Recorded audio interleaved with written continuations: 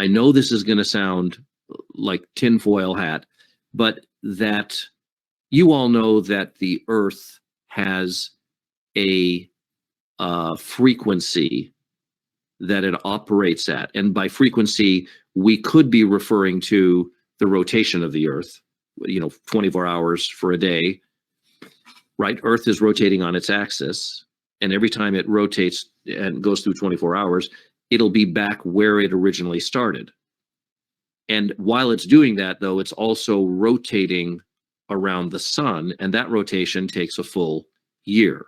So the Earth is going to rotate that 24-hour thing, 365 times or whatever, 360. It's not really a 360. It's like 365 or 363 number of days in the year. That's one way to describe that. But the Earth itself may have a kind of a hum, if you will, that it creates, a vibration that it creates. And just like anything, I've told you before, the desk that I'm sitting at, even though my ears and your ears can't hear it, there are atoms in the desk, and those atoms themselves have bodies internally, like bodies like little planets that are rotating, strangely, right around a nucleus, just like our solar system does. And because those things are moving, and because they're physical, you could say that they're making a sound. They're vibrating. And everything on the Newtonian level and above that vibrates makes a sound. There is some question about whether or not the atoms here in the wood that I'm tapping my fingers on right now, if the bodies that are rotating inside the atom, that's subatomic, I believe. So maybe it doesn't make a sound. But the premise is that, forget whether it's subatomic or Newtonian level, Newtonian being, the level that we see and live on. Let's just say that it is Newtonian. That would mean that this table is making a sound. It's vibrating. And all these little wood atoms are in here vibrating. And I can't hear it, but because they're turning and because there are rotating masses, those masses are almost massless, but they still are here and they would be making a sound. So we could say that the table has a certain frequency, could we not? So we can say that the Earth has a certain frequency, putting aside the 24-hour cycle and the yearly cycle. We can say that the Earth as a thing itself, whether it's spinning or not, has a frequency and is producing a sound. We can say that about the table. And then, here's where I was leading, we could say it about the universe. We could say that the whole expression is vibrating, and the whole expression has a sound and a frequency. So the question is any of that useful information, that the universe and everything in it has a frequency? In the Eastern religions, they have you've ever seen somebody going Om, they're saying the word Om as they're meditating? That is an attempt to vibrate with the Om of the universe, the frequency of the universe. And indeed, there are people who say this, they'll give you, this is the specific frequency of the whole universe. And I don't know if that's true or not. But it is interesting to me, and I think it may or may not be interesting to you, but it is interesting to me that everything is vibrating, everything has a frequency, and that would include thoughts, consciousness, and any other expression. So one of the interesting ideas is that, is it possible, and I know you're here to talk about markets, and I'll get to this in just a moment with regard to how this ties in, is it possible that a individual who has a certain consciousness, that his consciousness is at a certain frequency, and that another person whose consciousness is at a different frequency would be able to somehow alter the frequency that he has to be in tune in some way, shape, or form with that other frequency in that other person, so that therefore you would have all these potential things that people talk about, ESP, telekinesis, which is moving objects and so on. It's all a matter of adjusting frequencies.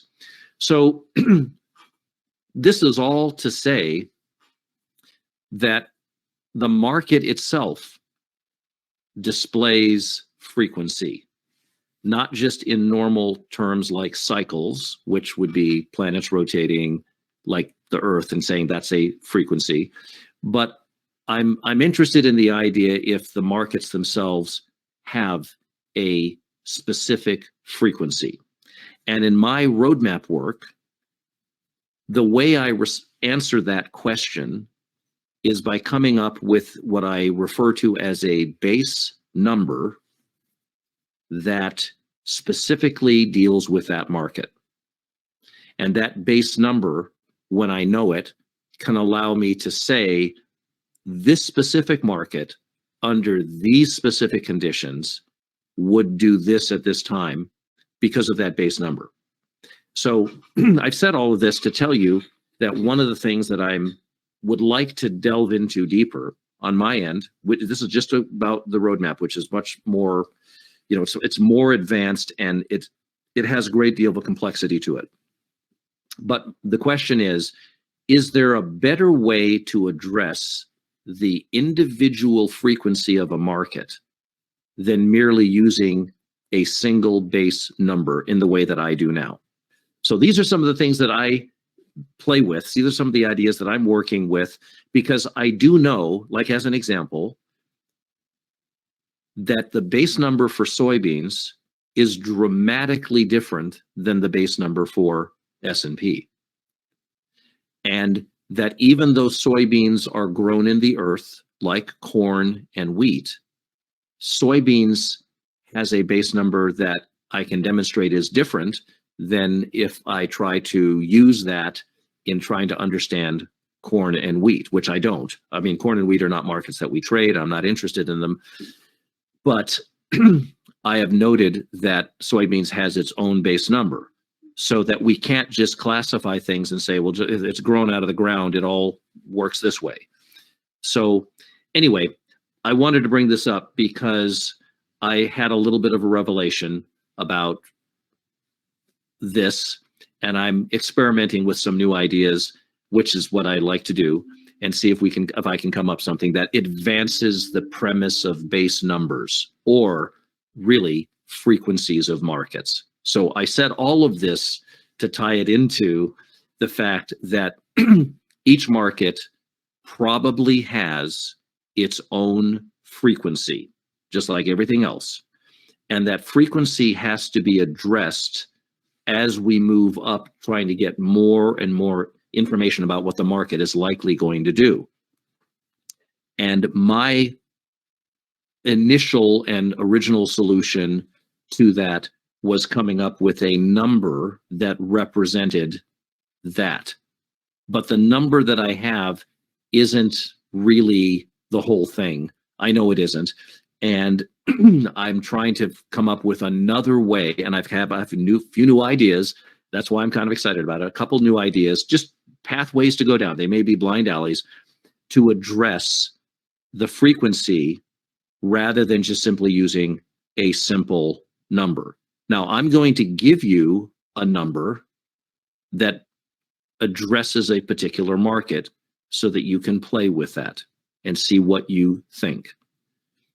The base number for soybeans is the number 32. So when I am working with soybeans, I'm working from the premise that the number 32 at least partially represents something true about the frequency of soybeans. Now, it doesn't mean that every 32 days or weeks or hours or something that something happens. It's used differently than the normal way of applying stuff. Because if you know me by now, I don't I don't want to go the normal way. I want to, because to me, normal means widely accepted. Widely accepted often means it's easy enough for ordinary people to do it and nobody wants to take any more trouble. That's what widely accepted kind of means to me. So I try to go into it a little deeper. I'm not looking for soybeans to do something on the 32nd day of every, it's not like a cyclical thing. So I'm using that number to address the frequency of the market. And I admit, and I know that it may not be the whole thing, but at least there's a partial truth in it. It's partially true. It's part of the frequency because I'm able to forecast certain specific things in soybeans without addressing any other of the techniques and using the roadmap for that. So maybe that's interesting for you. Everything has a frequency, including markets. And I have now told you a frequency on soybeans that is interesting and that I actually use to make all of our soybean forecasts. And I want you to think about it and play with that idea, experiment with that idea a little bit, and see what you come up with. And I've told you, each market has its own individual frequency. Some may be similar to others, but as an example, the S&P is dramatically different than soybeans. Bonds may be very different than the S&P, as an example, something like that. So think about that idea, the premise that everything has a frequency, and that in order to get some of what it's doing revealed to you or what it is likely to do, you might have to know something about the frequency of it. Otherwise, you might be leaving a lot of information on the table. So there you are. I wanted to give you that. I'm kind of excited to, listen, I've been down the path so many times. I've been in many times. I've been very excited. I think, God, what a great concept if this was really true. And then to my best work, I try to make it true, and I just find out it's just a great concept, but it isn't true. And I'm good at that, by the way. But I never know. And so once in a while, you do find something that's really usable. But I do want you to know for sure, that everything and every market has its own frequency. And that frequency has it's kind of a key to understanding the nature of the market itself with regard to certain kinds of forecasts that you would make for its future movement.